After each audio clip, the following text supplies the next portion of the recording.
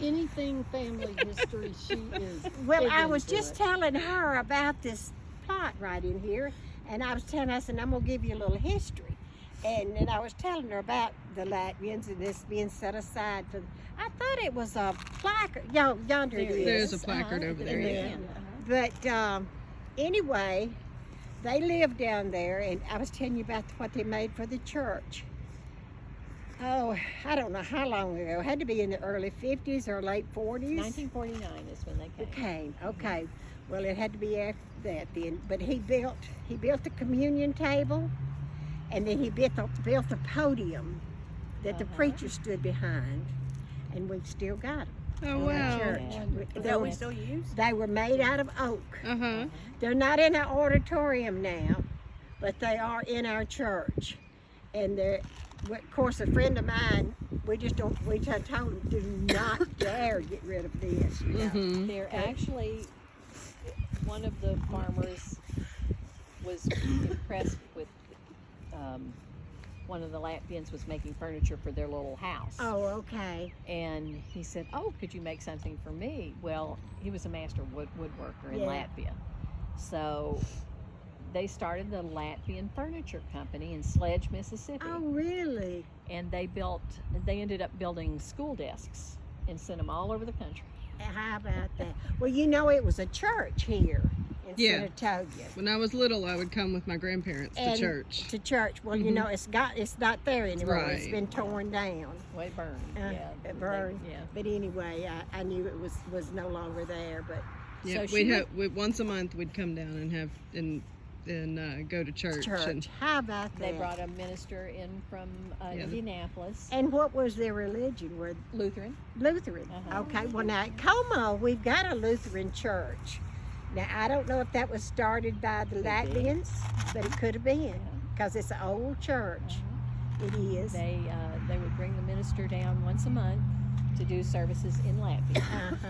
Oh, And then, okay. You know, as the parish dwindled, it just got to where they couldn't support it anymore, and they sold it. And then But they moved it to Memphis. They moved the church to Memphis at some point. In fact, we had a family to live right above us on Highway 4 down there, and I can't remember their last name, but I remember one of the girls' name one of them here. was Gunta? Guta. Gunta and JJ? Gunta Ezernix? No. Now my brothers. Gunta was Sirmasis. Well, if my brothers were living, they could tell you because they'd go visit them, you know, and they when they was teenagers. She had a brother named, he went by George in America, but he was Uris, which was my husband's middle name. Okay, well, Uris I'm thinking it was two girls in this family. Okay. And also on our neighbor's land, which they're not there anymore, but the house seats, I mean, you can tell where there were houses, and they were built on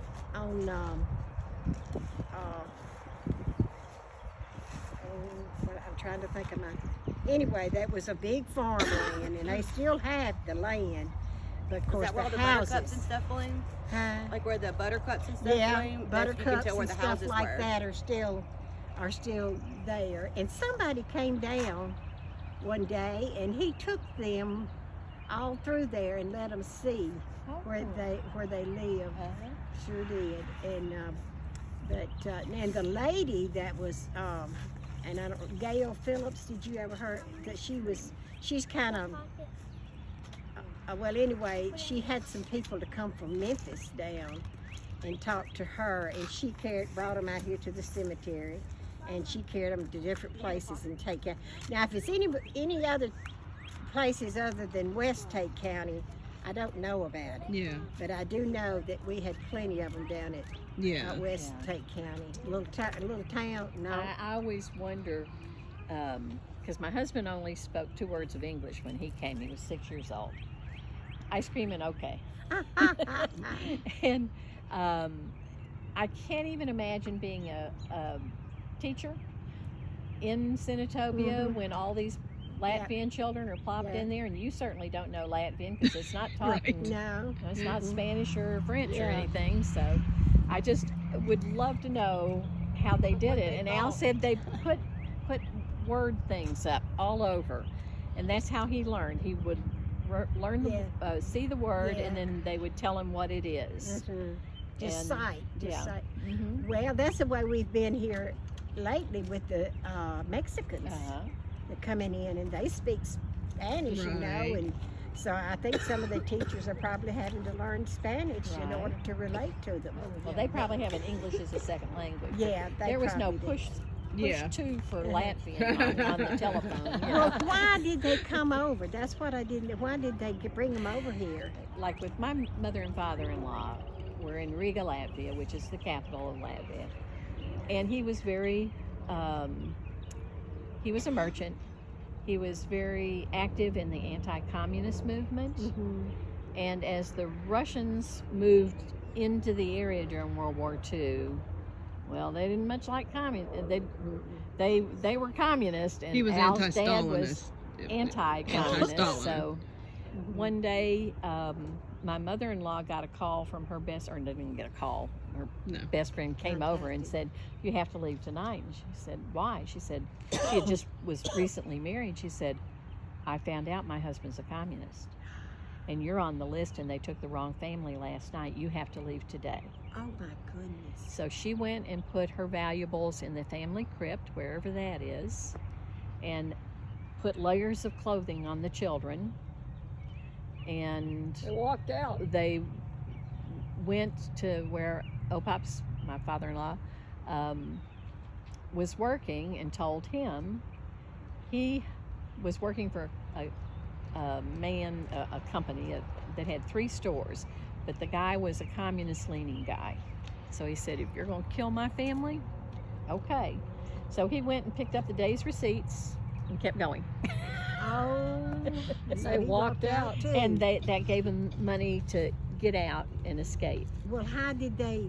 And- Did they go to the airport or come over? No, on no, boat? no, no, no. Boat? They went Walked into Germany. They ended up in Germany. in Germany, Over but they time. went to the Baltic Sea first because they had a house there. But then it was getting bad there and bombing and everything. So then they got on a boat and made it down to Germany. And southern Germany wasn't being bombed at the time, so that's where they went. And then That's where And they my- were there until the war ended in 1945.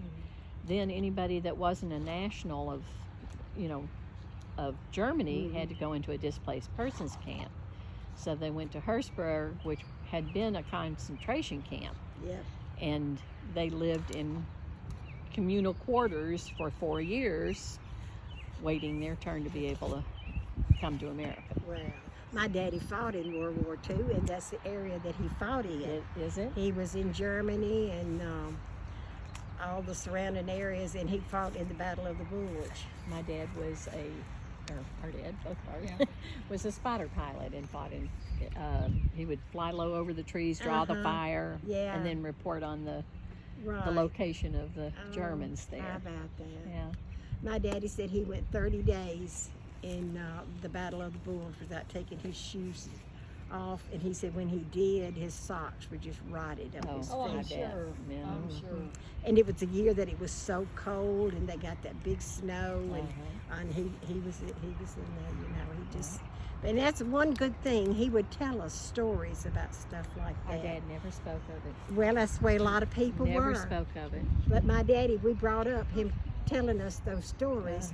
And the thing about it is, after he told us all those stories, I've seen so much of it on TV now, like he really said it Right, happened and right. everything. Right. And we the have, films. We have letters from our mother, from our dad to our mother during that time, the very end of the war time, and he couldn't report until it was 2 weeks away from when the event it had happened. happened and everything. But he would tell her about where they had been and what they had seen and Yeah. everything. And it Well, was- when Daddy was over there, and he would write Mother, I've got all his letters that he wrote Mother. that's what we had. And but he couldn't tell her where he was. He'd just say like somewhere in Germany, somewhere in England, or you know, somewhere like that, you know. But he couldn't tell because he knew that if he did, well, they would cut it. They censored those censored letters. everything. Censored the letters. Yeah, some of those letters. That's that one I thing got. Dad did. He would get up because he was an officer. He would get up in the morning and censor the mail. Yeah. Oh. So he knew what he couldn't put in. Yeah. Yep. It's amazing.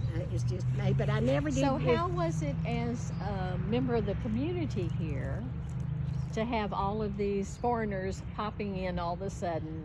Well, I They wasn't couldn't old speak enough English. I wasn't old enough to remember that, but I guess they accepted it, you know, pretty well. Yeah. Because I mean, they were so talented with the good craftsmen, and I don't know what any of the rest of them did, but I know They were all woodworking and stuff like that. professional people, but when Calicut realized that there needed all the farm labor because so many of the guys had died, you know, Right. in the war, and Al's dad said they came to the displaced persons camp one day and they said, we need farm workers that are willing to go to the United States. Is anybody a farmer?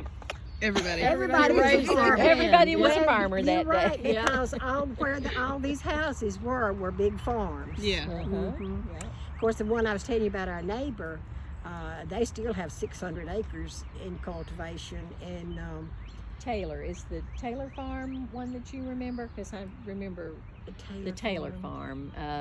Al's brother Ivars was real close friends with one of the Taylor boys. Well, now they could have been south of town. That's the Taylor's. I know it's Taylor's down there, and it could have been that area. Right. I don't think we had anybody in our area. Al's Al said that their farm that they lived on is where the Badur Center is now. Oh, pretty okay, right. No, okay, that was south of town. Then. Right. Okay, but like I say, the rest of them I've told you about is out west, and it's in a little community, Strayhorn, and a lot of them from Sledge, Mississippi. I remember. Yeah, a lot of Sledge people. is further on down number 3 highway. It's a good piece from where I live. Right. I think that's where the Latvian furniture company was. It probably was, because Sledge at that time was a pretty good sized little town.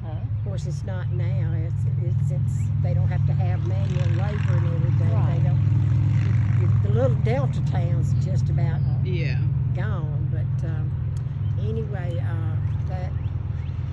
like I said, I saw y'all out here, and I said, I'm just curious. I wondered if they were related. Well, my husband just passed away. Your husband did? Well, mine So did he's going to be too. buried here.